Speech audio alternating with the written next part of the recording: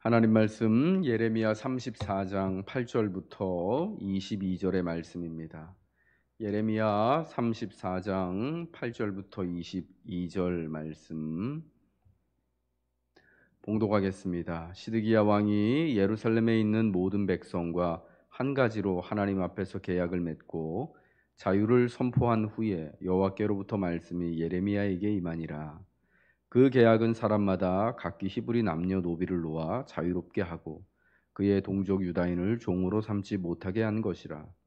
이 계약에 가담한 고관들과 모든 백성이 각기 노비를 자유롭게 하고 다시는 종을 삼지 말라 함을 듣고 순복하여 놓았더니 후에 그들의 뜻이 변하여 자유를 주었던 노비를 끌어다가 복종시켜 다시 노비로 삼았더라. 그러므로 여호와의 말씀이 여호와께로부터 예레미야에게 임하니라 이르시되 이스라엘 하나님 여호와께서 이와 같이 말씀하시니라.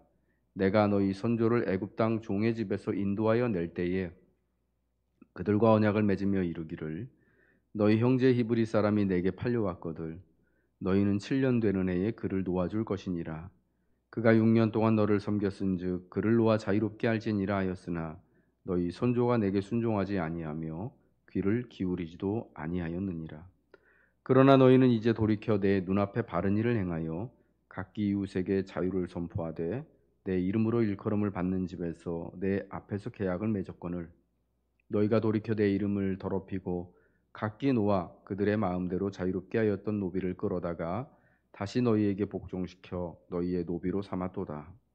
그러므로 여호와께서 이와 같이 말씀하시니라. 너희가 나에게 순종하지 아니하고 각기 형제와 이웃에게 자유를 선포한 것을 실행하지 아니하였은즉 내가 너희를 대적하여 칼과 전염병과 기근에게 자유를 주리라. 여호와의 말씀이니라.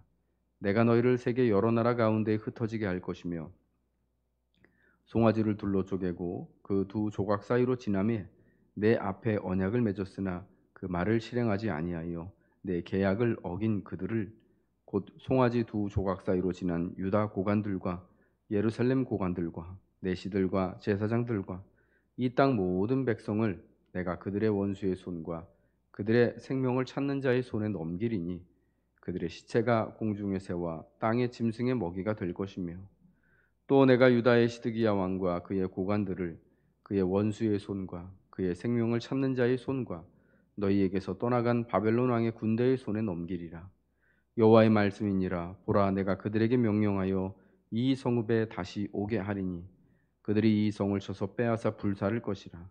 내가 유다의 성읍들을 주민이 없어 처참한 황무지가 되게 하리라. 아멘.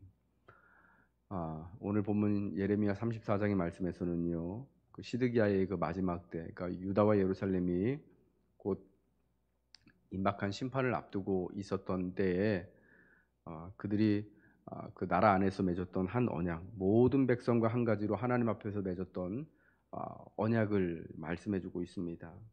예, 그것은 뭐냐면 이제 심판을 앞두고 예루살렘의 함락을 앞두고 모든 이스라엘 사람들에게 모든 백성에게 자유를 선포한 것이었습니다. 우리가 이제 모두가 자유인이다. 그러므로 우리 안에 있는 우리 동족들, 히브리인들 가운데, 유대인들 가운데 경제적인 문제로 인하여서 이런저런 이유로 인하여서 종으로 팔려서 지금 종살이를 하고 있는 자들에게 다 우리가 자유를 놓아주겠다, 자유를 주겠다라고 하는 것이었습니다.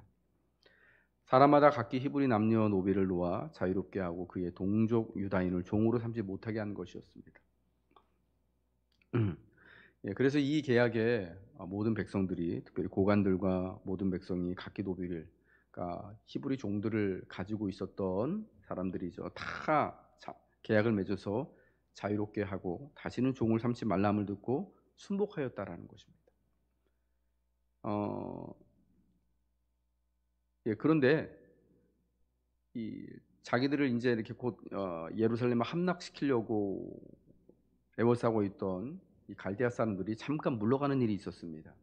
예, 그래서 곧 우리가 다 죽게 생겼구나라고 여겨서 이 하나님과 부랴부랴 이런 계약을 맺고 모든 히브리 종들을 다 놓아주는, 다시는 종 삼지 않겠다라고 하는 약속을 했는데 형편이 조금 나아지니까 그러니까 이제 그 언약을 한 이유가 뭐냐면 곧 갈대아 사람들이 예루살렘 성을 함락시키고 자기들이 다 망하게 생겼으니까 하나님 앞에 조금이라도 신실함을 보이고자 했던 것인지도 모르죠. 그래서 다 노비로 다 종살이에서 다 해방을 시켜준 거예요. 그런 이유도 있고 또 하나는 정치적인 이유가 있었을지도 모르죠. 어, 종이었던 이들을 다 자유인으로 놓아줌으로써 이제 그 유다 나라, 바람 앞에 등불 같은 유다 나라를 위하여서 함께 자유인으로서 의무를 가지고 전쟁하자, 싸우자, 나라를 위해서 뭐 이런 목적이 있었던 것 같습니다. 그런데 잠깐이지만은 이 갈대아 사람들이 예루살렘에서 물러가는 일이 있었어요.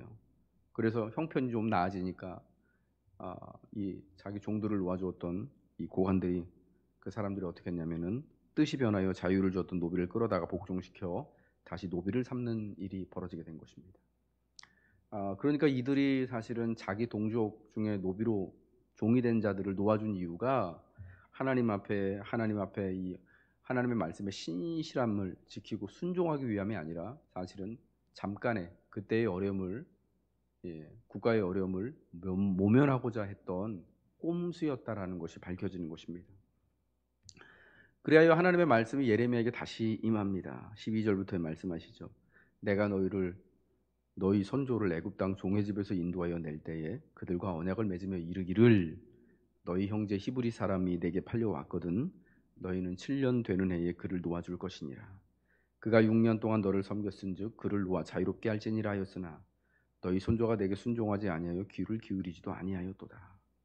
이게 출애굽기 21장 1절부터 6절에 그리고 똑같은 말씀이 신명기 15장 12절부터 18절에 나오는 말씀이죠. 하나님도 살아가다 보면은요, 우리가 먼저 알아야 될 것은 뭐냐면 모든 히브리 사람들, 그러니까 모든 유대인들, 출애굽한 모든 이 유대인들은요, 하나님께서 자유를 주셨습니다. 그들은 모두가 자유인입니다. 그들의 조상과 그 출애굽 당시의 사람들뿐만 아니라 출애굽 이후에 태어났던 모든 후손들, 지금 이 시드기야 시대의 모든 사람들까지 다 마찬가지로요. 모든 유대인들은요, 하나님께서 그들의 조상들을 애굽 땅 종살이 하던 데에서 출애굽 시키셨을 때 다 자유를 얻었어요. 자유인이 되었습니다. 하나님으로 인하여서. 예.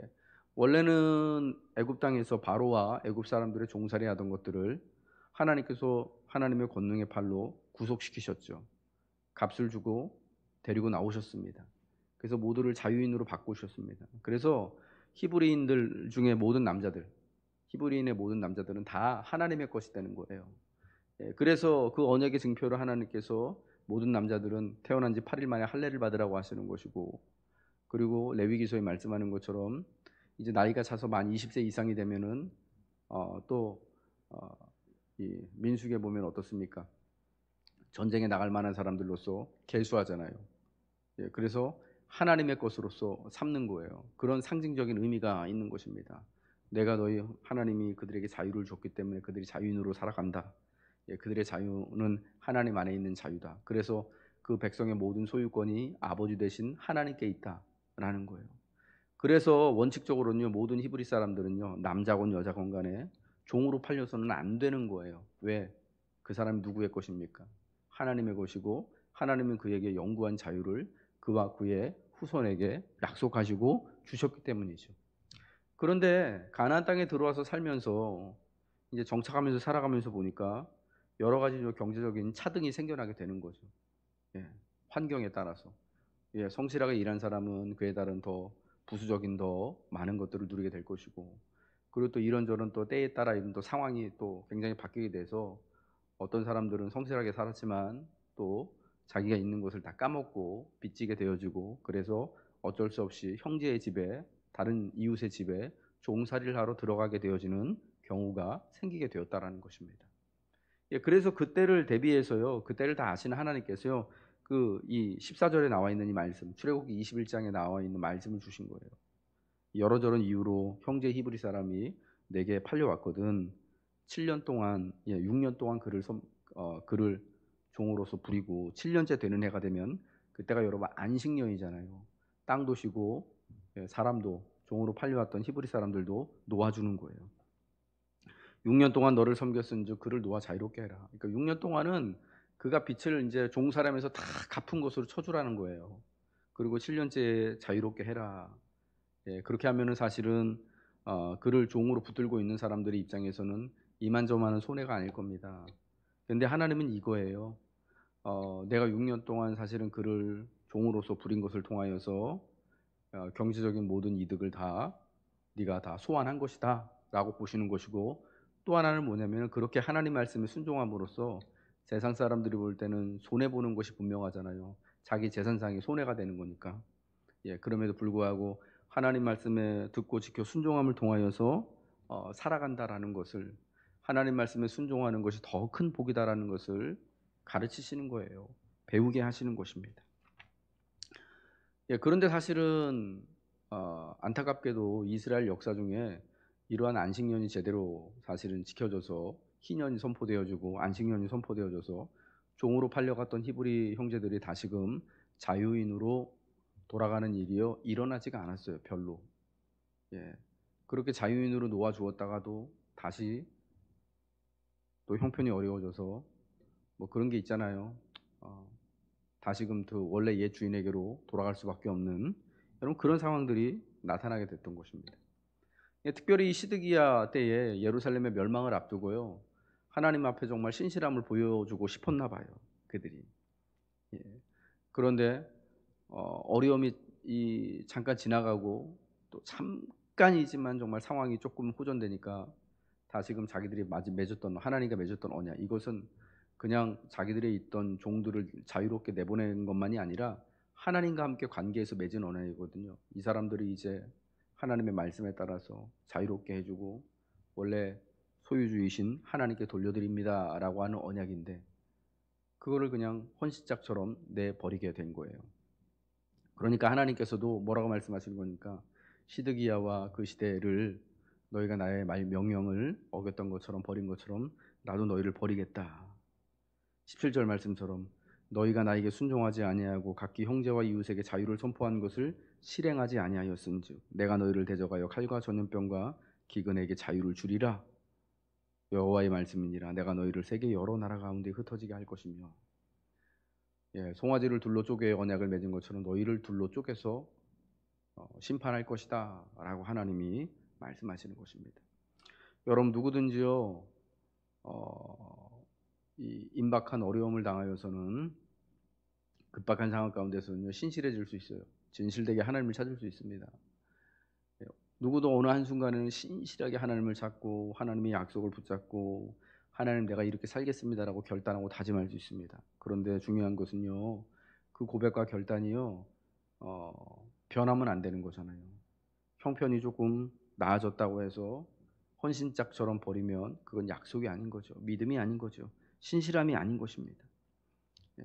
내가 어떤 환경에 처하든지 상황에 처하든지 하나님과 함께 맺었던 그 믿음의 신실함을 늘 지켜나가는 것이 우리에게 반드시 필요한 것입니다.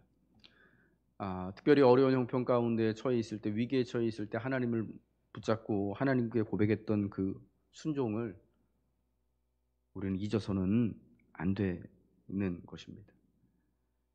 약속을 하나님께 맺은 그 약속을 신실하게 지키면 하나님이 그 약속을 따라서 우리를 지키시고 복되게 하시지만, 그러나 우리가 얄팍한 우리의 계산과 이 속에 따라서 하나님의 약속을 지키기도 했다가 때로는 헌신짝처럼 버리기도 했다가 하면 하나님도 우리를 그렇게 대우하신다라는 것을 기억해야 한다라는 것입니다.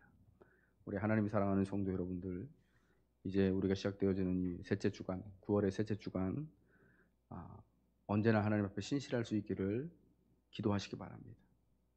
예, 지금 아주 죽을 형편이 되어져서 하나님 제가 이렇게 하겠습니다 라고 또 하나님 앞에 맹세한 것이 그저 지금의 어떤 어려움을 면하기 위한 것이 아니라 하나님 앞에 정말 인생을 그렇게 결단하며 살아가기를 다짐하는 그런 믿음의 고백이 되어져야 할 줄로 믿습니다. 하나님은 우리 모두를 하나님의 언약의 백성, 자유로운 하나님의 자녀들로 부르셨습니다. 예, 그러므로 우리가 서로에게 누구든지 간에 누가 누구에게 종속되어지고 경제적인 이유 때문에 혹은 여타 다른 또 환경 때문에 뭐 나보다 낮게 그러니까 이제 나보다 열악하게 보고 열등하게 보고 또 하나님의 자유로운 그 자녀를 여러 가지 형편상 상황상 종속되어진 관계로 보는 그런 잘못을 우리가 해서는 안 될 줄로 믿습니다. 오늘 하나님 주신 자유함을 따라서 특별히 우리 모든 이웃들을 또 귀한 또 하나님의 그릇으로 하나님의 형상으로 여기며 진실되게 대하며 살아가시길 바랍니다. 특별히 우리의 어려운 형편 가운데 하나님이 오늘도 함께하여 주셔서 신실히 하나님의 언약을 붙들고 순종하며 살고자 할 때 하나님이 여러분을 지키시고 복 주시기를, 오랜 세월 동안 하나님 앞에 신실함을 붙들고 살아가시길 주님의 이름으로 축복합니다. 기도하겠습니다. 하나님, 우리 모두가 하나님의 자유로운 자녀들로서 이 땅을 수고하며 신실함을 가지고 살아갈 수 있기를 원합니다. 하나님, 시드기야 왕 때에 예루살렘에 있는 백성들이 하나님과 맺었던 그 언약, 그들의 어려운 형편에 따라서 언약을 맺고 모든 히브리 사람들 종들에게 자유를 선포했지만, 그러나 상황이 바뀌고 조금 살만하니까 다시금 그 종들을 잡아들이고 끌어다가 종으로 삼는 참 이 악한 일들이 있었습니다. 하나님, 그들은 그래서 결국은 심판을 당할 수밖에 없었고 멸망을 바라볼 수밖에 없었습니다. 하나님, 조금 어려움의 형편을 모면해 보고자 언약을 맺었지만, 그러나 형편이 바뀌니까 그 약속을 헌신짝처럼 버렸던 그들과 같이 하지 않기를 원합니다. 언제나 신실하게 하나님 믿음의 언약을 붙들고 살아갈 수 있도록 하나님이 우리에게 믿음을 더하여 주옵시고, 특별히 하나님의 형상을 따라 지음받은 그리스도 예수로 말미암아 구속함 받은 하나님의 것, 하나님의 자유로운 백성들인 우리들이 이 한 주간을 또한 자유롭게 하나님 살아가며 수고할 때 이 땅에 하나님 우리 삶의 여러 가지 모든 제약들, 경제적 또 건강의 문제, 또 사회적인 또 지리적인 이 모든 이념의 제약들이 하나님 안에서 하나님 극복되어질 수 있도록, 또 그럼에도 불구하고 자유함을 누리며 신실히 하나님을 섬기며 살아갈 수 있도록 하나님 우리를 붙들어 주옵소서. 오늘 한 날도 주님의 영광을 받으시고 사랑하는 성도들 각 처소에서 그들의 각 삶의 자리에서마다 하나님 소금과 빛으로서의 사명 감당하며 살아가길 소망하며 예수 그리스도 이름 받들어 기도합니다. 아멘. 하늘에 계신 우리 아버지여, 이름이 거룩히 여김을 받으시오며 나라가 임하시오며 뜻이 하늘에서 이룬 것 같이 땅에서도 이루어지이다. 오늘날 우리에게 일용할 양식을 주옵시고 우리가 우리에게 죄 지은 자를 사하여 준 것 같이 우리 죄를 사하여 주옵시고 우리를 시험에 들게 하지 마옵시고 다만 악에서 구하옵소서. 대개 나라와 권세와 영광이 아버지께 영원히 있사옵나이다. 아멘.